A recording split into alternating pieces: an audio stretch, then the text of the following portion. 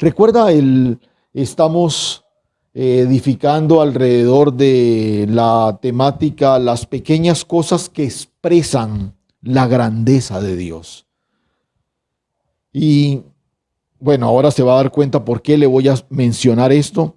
Pero mientras escribía recordé una canción de esas que cantábamos en la escuela dominical y que seguramente si usted viene de algún tipo de tradición cristiano evangélica, seguramente la ha escuchado en alguna ocasión y va inmediatamente a identificar de qué vamos a hablar en esta noche. Esa canción que dice: con una piedra pequeña David mató a Goliat, con una piedra pequeña David mató a Goliat, y esa cosa pequeña en las manos del Señor proezas hará. Hoy vamos a hablar del Dios que derriba gigantes con pequeñas piedras. Y bueno, ya usted incluso se lo voy a decir, pero yo creo que usted ya está abriendo su Biblia ahí en el texto para esta noche, el capítulo 17 de Primero de Samuel. Y escuche esto, porque creo, sin temor a equivocarme, que este es probablemente el pasaje más popular de todo el Antiguo Testamento. El capítulo 17 de Primero de Samuel es el relato que más canciones ha inspirado, que más imágenes ha generado, que más lecciones ha provocado. Esa imagen de ese enfrentamiento entre ese colosal guerrero gigantesco y aquel adolescente ha inspirado no solamente incluso en el ámbito cristiano evangélico, sino aún en un ambiente completamente secular. Esa apelación a la figura de el enfrentamiento de David con Goliat. Se hace referencia a ella cuando hay un enfrentamiento completamente desigual, ¿no? Bueno, soy un amante del fútbol y esta es una expresión que los comentaristas usan todo el tiempo cuando uno de esos rivales encopetados se enfrenta contra uno de esos pequeños que está en el final de la tabla. No, estamos reviviendo el enfrentamiento de David y Goliat. Y bueno, cuando alguno de esos David triunfa, esa noticia le da la vuelta al mundo, y sobre todo si es alguno de esos grandes de Europa que llega a perder con algún equipo de estos de final de tabla o mitad de tabla para abajo, esa noticia le da la vuelta al mundo. Recordaba incluso que ese fue uno de los titulares más populares cuando por allá en el 2004 nuestro modesto Once Caldas le arrebató la final de la Copa Libertadores al encopetado Boca Juniors de Argentina. David una vez más le ganó a Goliat.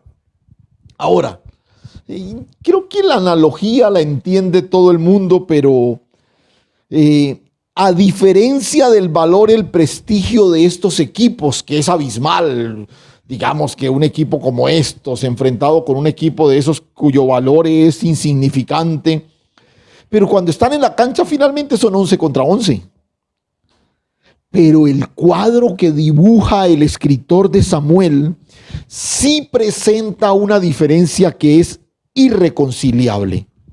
No solamente estamos hablando de dos guerreros, dos contendores cuya diferencia es de bastantes centímetros, también la diferencia es de masa muscular, de formación militar, de armamento, de protección, de trayectoria militar. Sin embargo, la diferencia iba más allá de los contendores mismos.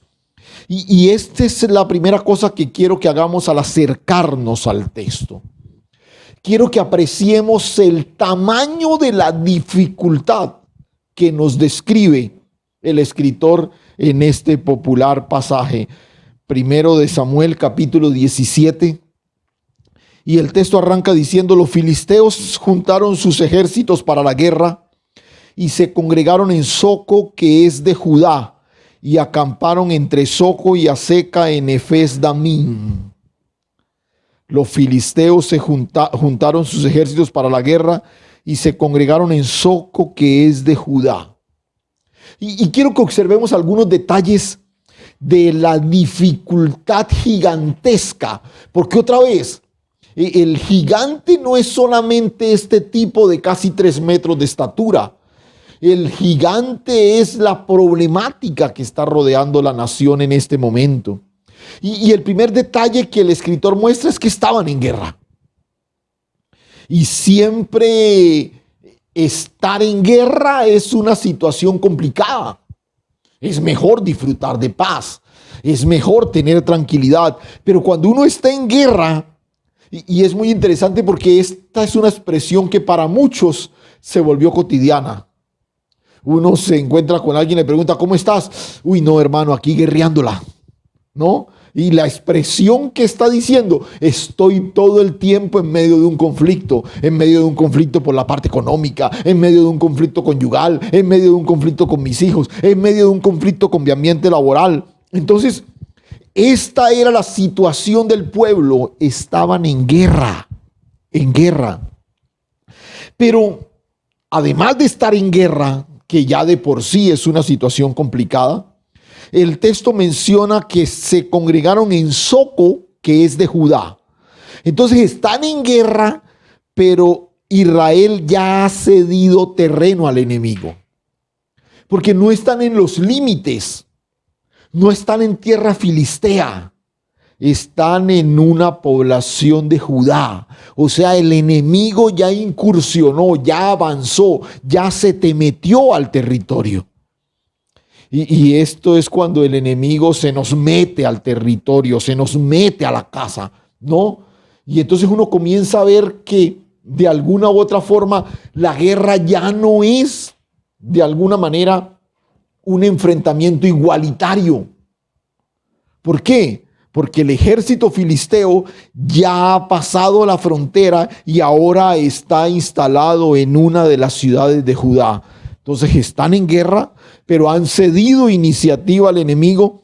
Pero luego el escritor nos describe lo que indudablemente es lo más atemorizante.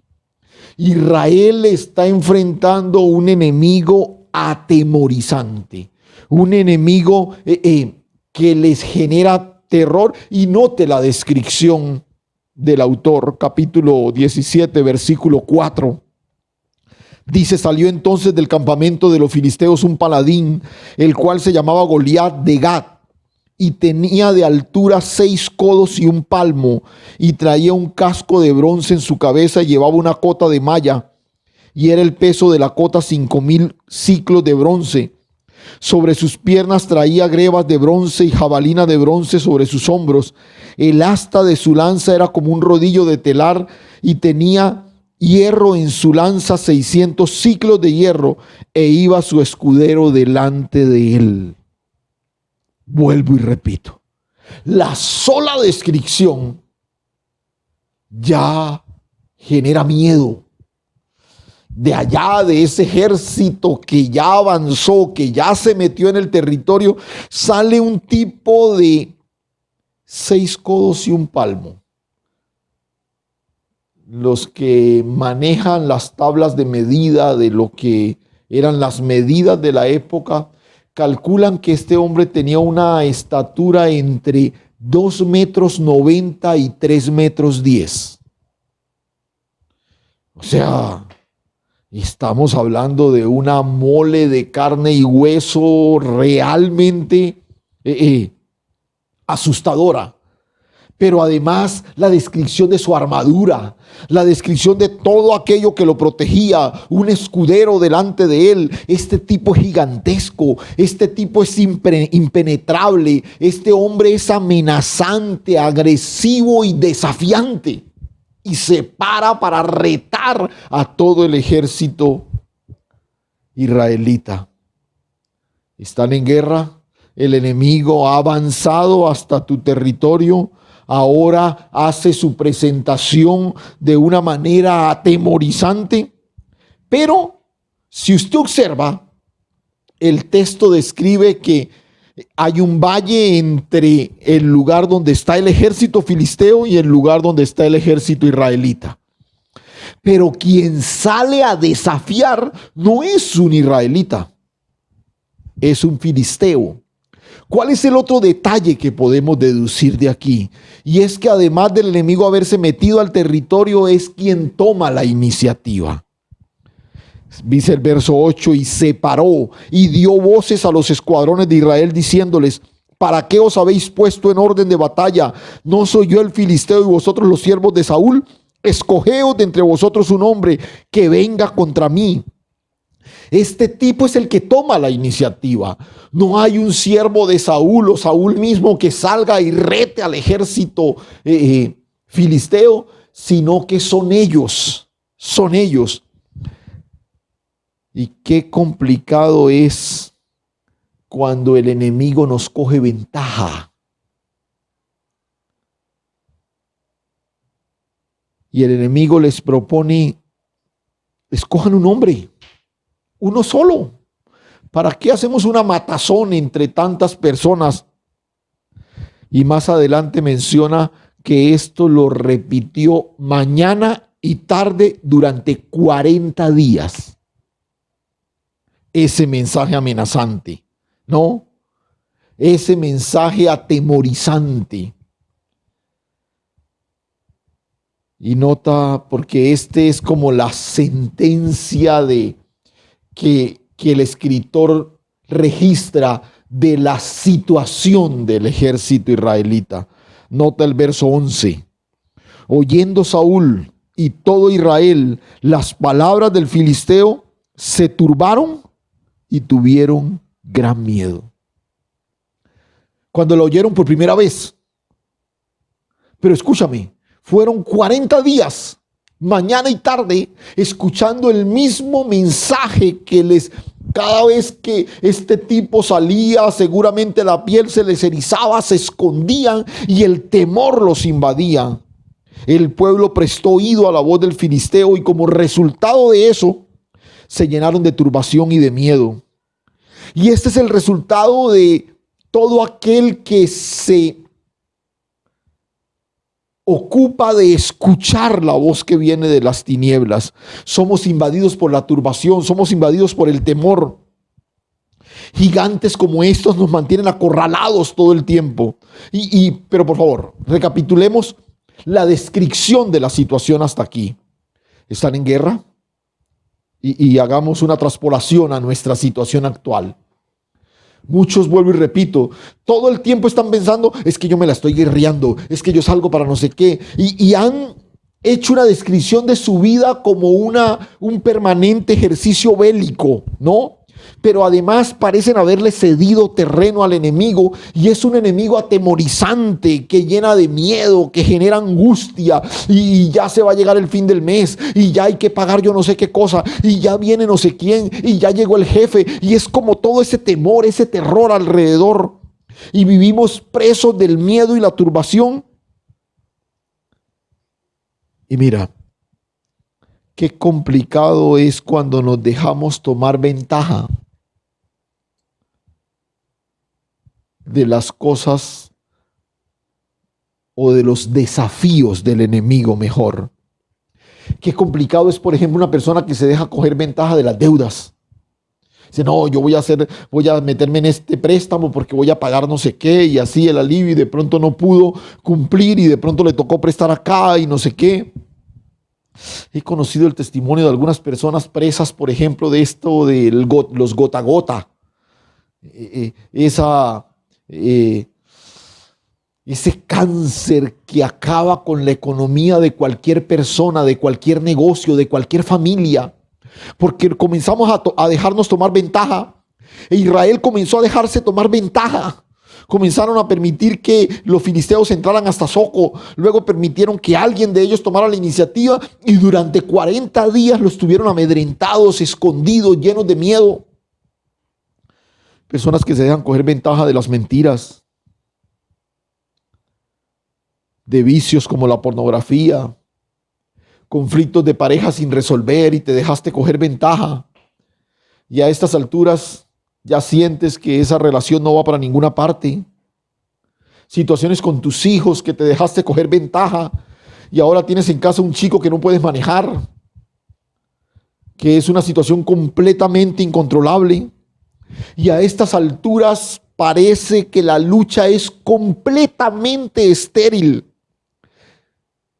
Uno aprecia a un Saúl, que es el monarca de Israel, escondido en su tienda. Uno aprecia a Israel, el ejército del que se había hablado tanto, que caminó por en medio del mar en seco, que cruzó el Jordán, que derribó tantas naciones a lo largo de la historia. Ahora son un ejército acorralado, lleno de miedo, escondidos. Cada vez que este guerrero pagano levanta la voz, todos corren a esconderse. Saúl, el hombre que guió el ejército a renombradas batallas, ahora se encuentra ofreciendo recompensas para que alguien haga lo que a él le tocaría hacer. Es tan angustiante la situación de Saúl que hasta ofreció a su hija para quien se atreviera a enfrentar a este gigantesco enemigo. Pero el origen de todo es el momento en que ellos fijaron sus ojos en la grandeza de lo que estaba delante de ellos y se detuvieron, o mejor, se nubló su visión para apreciar la grandeza de su Dios. Pero esa historia tan pintoresca, tan recreada, tan ilustrada, es más común de lo que usted y yo nos imaginamos, o es más común de lo que usted y yo quisiéramos. Pero si eso fuera poco, todo esto que mencionamos, que están en guerra, que el enemigo incursionó, que tomó la iniciativa, que generó miedo y turbación, de pronto surge un muchacho que dice, yo peleo, yo me enfrento a ese tipo, y va ante el rey. Y cuando el rey lo ve y él le dice, bueno, y tú eres el que lo va a enfrentar. Y estoy citando el verso 33, avanza un poquito hacia el verso 33. Dijo Saúl a David, no podrás tú ir contra aquel filisteo para pelear con él, porque tú eres muchacho y él un hombre de guerra desde su juventud. Cuando por fin surge uno que quiere ir, no sé, ese muchacho es un suicida, qué sé yo. Lo único que recibe son voces que le dicen, no podrás, no podrás. Vuelvo y te repito, ¿te das cuenta que esta historia es mucho más cotidiana de lo que tú y yo quisiéramos? ¿Cuántas veces sentimos el impulso de decir, voy a tomar el toro por los cuernos, voy a arreglar esta situación, voy a enfrentar ese problema, voy a tratar de sanear mi situación conyugal, voy a tratar de sentar a mi hijo y hablar con él y voy a hacer esto y lo otro? Y entonces vienen voces que nos dicen, no podrás. Voy a salir adelante de esta situación económica caótica, voy a hacer esto, voy a por fin estudiar, y entonces no podrás, no podrás. Y entonces el problema, que ya de por sí es grande, toma ribetes gigantescos. Esta es la situación. Este es el cúmulo de dificultades que a estas alturas casi que nos ponen frente a una lucha sin sentido. Es imposible. No hay manera cómo derrotar a ese ejército precedido por semejante guerrero. Pero mira que a pesar de la palabra del rey, no podrás, David insiste y le dice y finalmente lo convence de que él va a ir. Y él le dice, tú eres un muchacho. Y este hombre está pidiendo un hombre, tú eres un niño, él es un hombre de guerra desde su juventud. Pero David lo convence. Y aquí apreciamos un segundo aspecto. Primero te dije el tamaño de la dificultad del problema, pero un segundo aspecto tiene que ver con la manera como tradicionalmente enfrentamos estas dificultades. la manera como casi siempre intentamos solucionar estos gigantescos desafíos. Y nota el verso 38. Y Saúl vistió a David con sus ropas y puso sobre su cabeza un casco de bronce y le armó de coraza. Y entonces, solo imagínate David, un adolescente, se pone las vestiduras de Saúl, que es el tipo más alto en todo Israel. Un tipo seguramente fornido, un guerrero de muchas batallas, pero ahora está con las ropas de guerra de Saúl, su casco, su espada, sus, todo su coraza.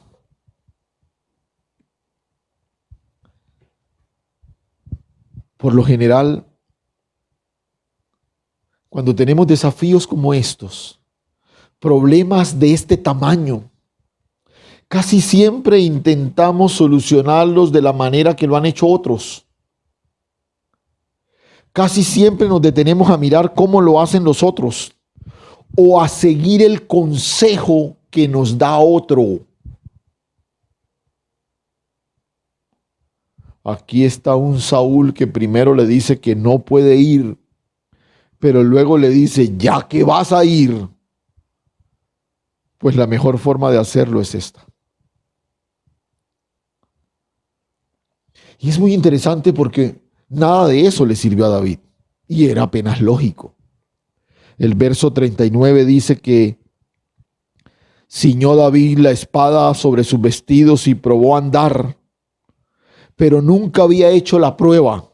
Y dijo David a Saúl, yo no puedo andar con esto, porque nunca lo practiqué. Y David echó de sí aquellas cosas. Se quitó todo eso. Pero quiero que notes la reflexión de David. Porque aquí hay algo fundamental, una orientación de Dios para nosotros que enfrentamos con mucha frecuencia desafíos tan gigantes como estos.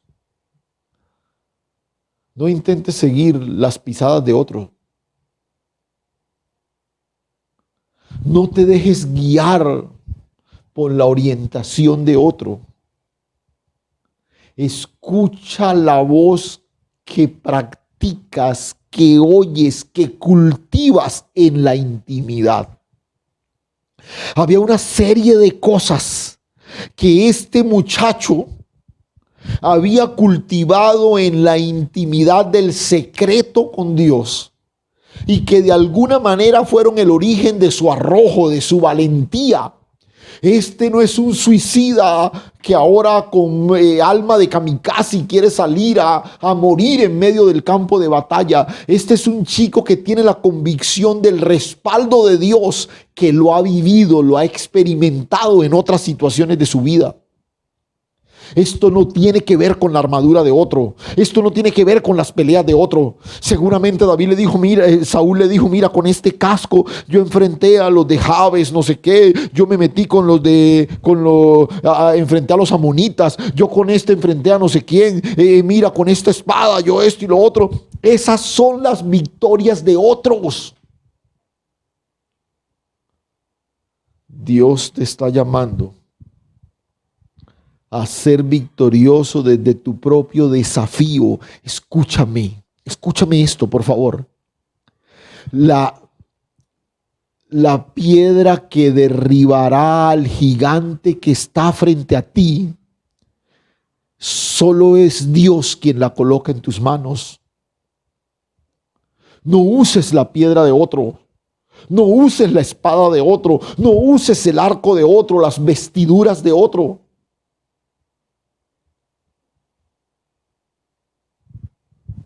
No uses lo que no has practicado. Y habían cosas en las que David había adquirido una destreza particular. Y David deja a un lado todo eso. Y mira lo que surge ahí después del verso 39. cuando él deja a un lado toda la vestidura, la armadura de Saúl. Dice el verso 40, y tomó su cayado en su mano y escogió 5 piedras lisas del arroyo y las puso en el saco pastoril, en el zurrón que traía, y tomó su honda en su mano y fue hacia el filisteo. Es la primera vez en el registro, después de 40 días, que hay un israelita que toma la iniciativa de ir. Durante 40 días, todo lo que Israel había hecho era esconderse. La iniciativa siempre había sido de Goliat. La iniciativa siempre había estado en el bando de los filisteos. Y ahora David toma la iniciativa y toma una serie de elementos que nadie usaría para enfrentar un desafío de esta naturaleza. Pero era aquello que él había practicado. Era aquello en lo que él era diestro. Su cayado, él era un pastor. Las piedras, parece que había desarrollado el arte de usar con precisión la honda para lanzar piedras, y el zurrón y el saco pastoril que siempre estaban con él. Y salió rumbo al desafío. Ahora, estamos hablando de un tipo de casi 3 metros de estatura. Estamos hablando de un hombre que tiene no sé cuántos kilos de bronce sobre sí, no sé cuánto hierro en su espada y en su jabalina, un escudero delante de él, y este chico lo va a enfrentar con un puñado de piedras.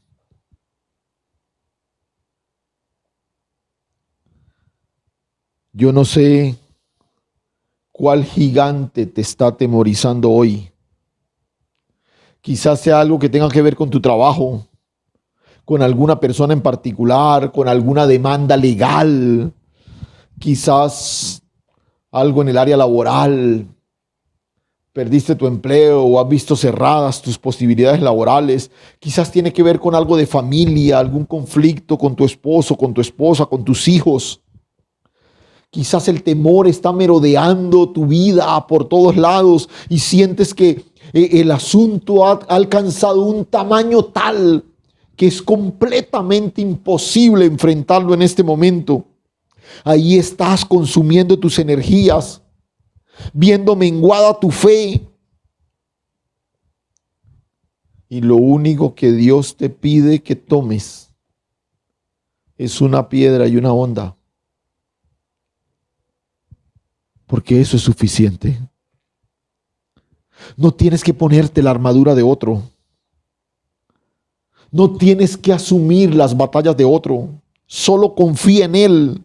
Deja que Él gane la victoria por ti. Descansa en la suficiencia del Señor.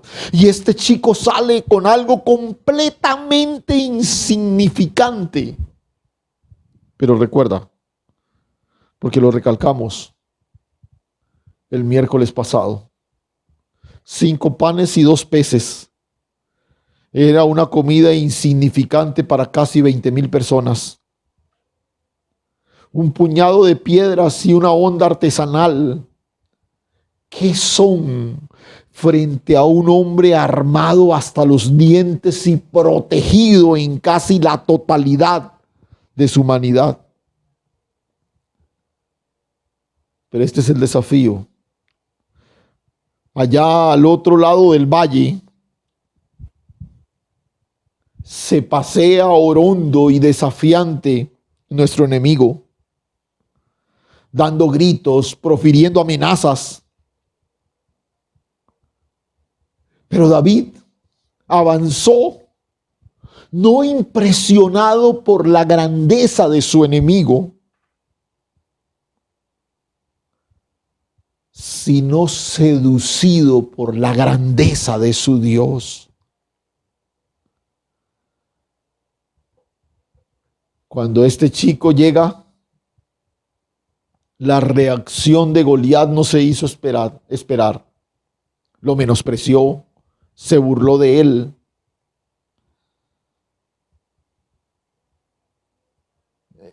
casi que hizo broma de su condición. Porque es que no es lógico. Y esto era demasiado grande. Como probablemente es el problema que estás enfrentando hoy. Pero escucha las palabras de David.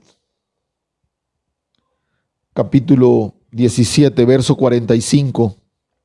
Entonces dijo David al filisteo: tú vienes a mí con espada, lanza y jabalina, mas yo vengo a ti en el nombre de Jehová de los ejércitos, el Dios de los escuadrones de Israel, a quien tú has desafiado, a quien tú has provocado. Jehová te entregará hoy en mis manos y te venceré y te cortaré la cabeza y daré hoy los cuerpos de los filisteos a las aves de los cielos y a las bestias de la tierra, y toda la tierra sabrá que hay Dios en Israel, y sabrá toda esta congregación que Jehová nos salva con espada y con lanza, porque de Jehová es la batalla y Él os entregará en nuestras manos.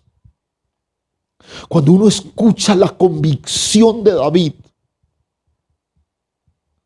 no estamos frente a un loco suicida que no tiene ni la menor idea de lo que tiene frente a él. Claro que sí. David es consciente de la altura del gigante. David es consciente de lo impenetrable de su armadura. David es consciente del poderío de sus armas. Pero por encima de todo eso, David es consciente de la grandeza de su Dios. Y este no es el reto de un chico que quiere ganar renombre en medio de una nación.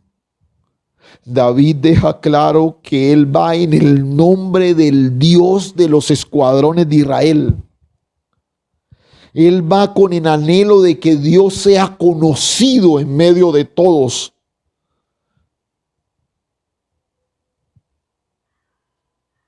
Pero él va con la convicción de que la batalla es de Dios, porque él ya triunfó. Otra vez. Si solamente pudiésemos tener esta triple convicción, cuando tú enfrentas un problema, un desafío de cualquier naturaleza, tú tienes que entender que eres un hijo de Dios. Tienes que entender el poder de la vida que te habita.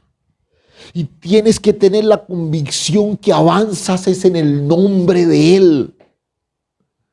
Y te mueves en medio de cualquier dificultad, no para salir victorioso y que alcance renombre en medio de la situación, es para que el nombre de Dios sea reconocido. Y la tercera convicción es que Él ya triunfó. No importa lo limitado de nuestro recurso, no importa lo insignificante que parezca una piedra frente al tamaño de ese guerrero. Aparta de tu corazón la turbación y el temor que tenían a todo Israel cautivo de la amenaza de aquel paladín.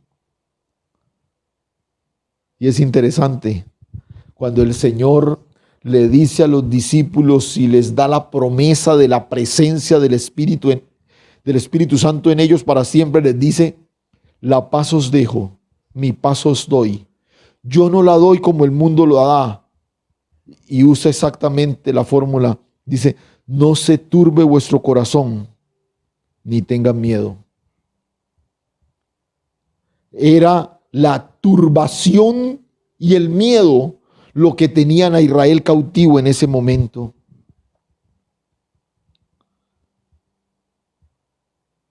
Piensa por un momento, ¿con qué autoridad se levantan voces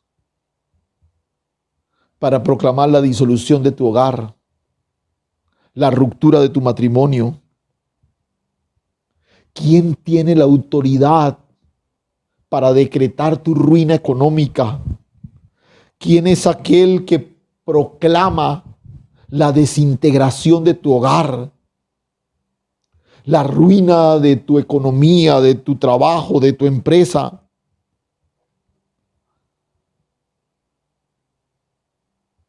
Este es el momento de, por encima de esas voces, comenzar a apreciar el poder de Dios que se manifiesta desde las pequeñas cosas, como una piedra y una onda artesanal. Escúchame, Dios sigue derribando gigantes con pequeñas piedras. Pero escúchame, las piedras deben ser lanzadas. No van a volar solas por el firmamento. Si bien es cierto, uno puede decir que la mano de Dios guió la piedra hasta la frente de aquel guerrero y le impactó en el único lugar que estaba completamente descubierto para que cayera de frente hacia la tierra. Sí, podemos decir que la mano de Dios la guió, pero fue el brazo de David que la lanzó. ¿Qué quiero decirte con esto? Que Dios siempre hará lo que tú y yo no podemos. Pero a ti y a mí nos toca hacer lo que sí podemos.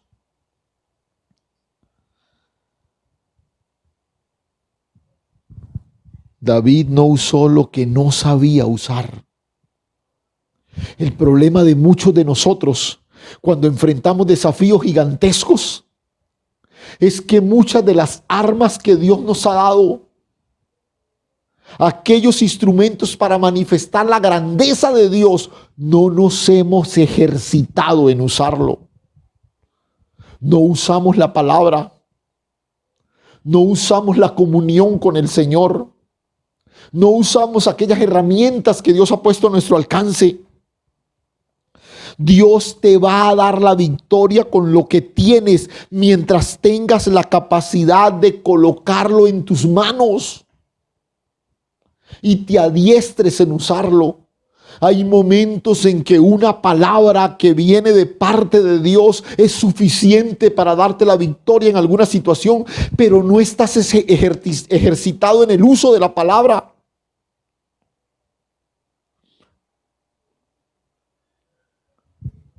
Y escucha esto. Yo no puedo pretender que la presencia de Dios venga en un momento de dificultad y pueda ser mi realidad si nunca cultivo una comunión con Él. Yo no puedo pretender que de pronto aparezca en mis labios alguna palabra de la Escritura cuando nunca me tomo el tiempo para siquiera leer y estudiar la Escritura. En la medida en que me ejercito en las pequeñas cosas de Dios, Él me convierte en la manifestación de sus grandes proezas. Escúchame, David no peleó con piedra y honda toda la vida, pero en eso estaba ejercitado en ese momento de su vida. Después peleó con espada, después peleó con lanza, después peleó con saetas. Pero en ese momento, eso era lo que sabía. En la medida en que tú te ejercites en medio de las pequeñas cosas que Dios pone en tus manos todos los días, Él va a ser de ti el instrumento para las grandes proezas que Él quiere manifestar. Este chico afinó la puntería en la intimidad, no solo para convertirse en un experto tirador de piedras con una honda, sino para saber exactamente cuál era la voz que debía oír y para conocer el momento en que tenía que actuar. Cuando él le dijo a Saúl que eso no lo había ejercitado, no es porque era incompetente, es porque quería manifestar la competencia que Dios le había dado. Y por eso te digo, el ejercicio en la intimidad no solo fue afinar su puntería al lanzar piedras. El ejercicio en la intimidad fue identificar la voz de Dios. Por eso cuando él llegó al campamento, su espíritu rechazó la voz de Saúl y sintió la voz de Dios que lo guió a enfrentar a aquel gigante.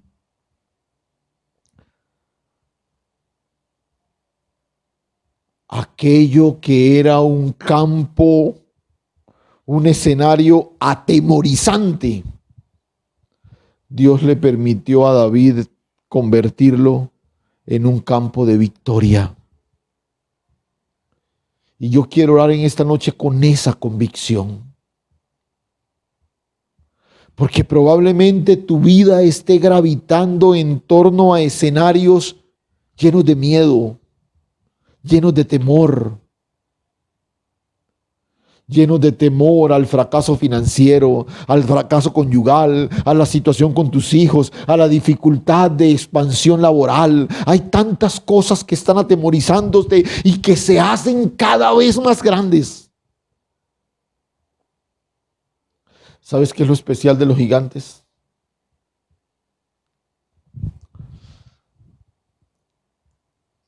Los gigantes nos promueven. Entre más grande sea el tamaño de tu dificultad,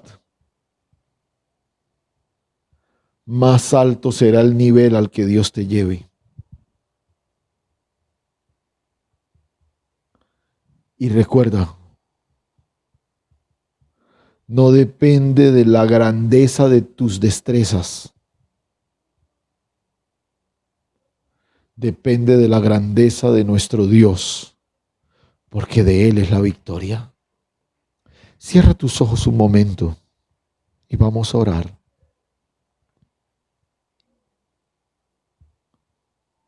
Yo quiero invitarte a que en un ejercicio espiritual tomes ahí en tu mano tu piedra. Aquella que Dios va a usar. Quizás es una promesa de la Escritura.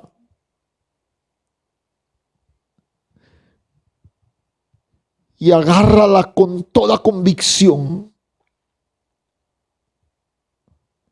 Y comienza a apreciar no la grandeza de la dificultad, esa es evidente, la has tenido ahí todo el tiempo, pero comienza a apreciar con mayor claridad la grandeza de tu Dios.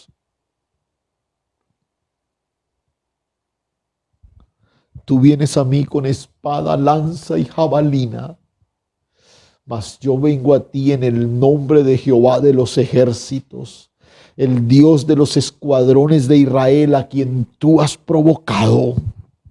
Jehová te entregará en mis manos y yo te venceré y cortaré tu cabeza y entregaré el cuerpo de los filisteos a las aves de los cielos y a las bestias del campo, y sabrá toda esta congregación que Jehová nos salva con espada y lanza, porque de Él es la batalla. Señor, hoy nos aferramos a estas promesas que a veces parecen pequeñas e insignificantes, pero son dardos del cielo para derribar todo gigante que se levanta delante de nosotros, Señor. Hoy silenciamos toda voz de las tinieblas y nos establecemos en la grandeza de lo que tú has dicho. Y nos levantamos como los instrumentos de Dios para convertir escenarios de temor en campos de victoria. Tu hogar no es un escenario de ruina. Tu matrimonio no es un escenario de decepción. Tus hijos no es una generación perdida. Tus finanzas no es aquello que se dilapidó y se llevó el enemigo. Dios se levanta hoy para declarar que cada uno de esos escenarios hoy es convertido en un campo de victoria por la intervención soberana de Dios. Créele al Señor. Permite que por el Espíritu Santo tú puedas apreciar la sencillez de esta palabra que llega a tu corazón para disolver toda amenaza de las tinieblas y que puedas levantarte a celebrar la grandeza del poder de Dios. Gracias, Señor. Hoy, más que nunca, entendemos, Señor, que las pequeñas piedras siguen siendo los instrumentos favoritos de Dios para derribar los grandes gigantes.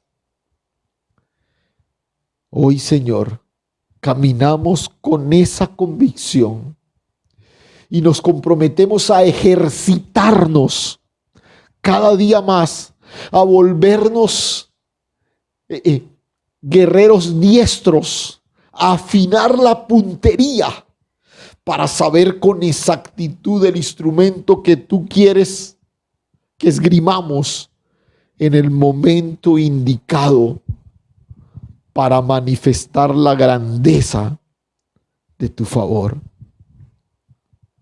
Gracias, Dios.